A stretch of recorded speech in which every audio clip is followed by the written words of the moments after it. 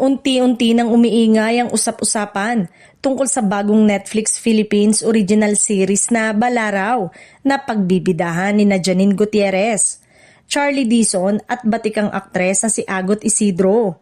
Dahil pa lang sa bigat ng pangalan ng mga bida, agad na naging interesado ang mga manunood at fans na abangan ng naturang proyekto na sinasabing may kakaibang konsepto at matinding kwento. Ayon sa mga paunang ulat at usap-usapan online, posibleng tumahak sa misteryo, thriller o drama ang direksyon ng serye, bagay na swak sa acting range ng tatlong pangunahing artista.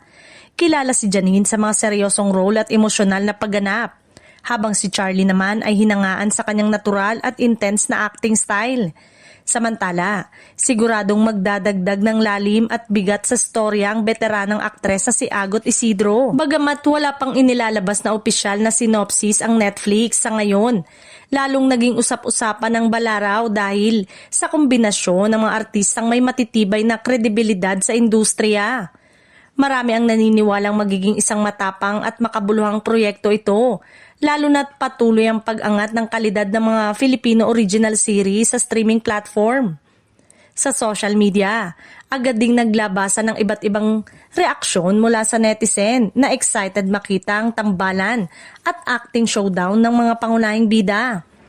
May ilan pang nagsasabing posibleng maging isa ito sa mga susunod na trending na Pinoy series sa Netflix kapag tuluyang inilabas ang trailer at opisyal na detalye ng istorya. Habang hinihintay ang karagdagang anunsyo, patuloy namang naglalabas ang suporta ang fans sa cast at production team.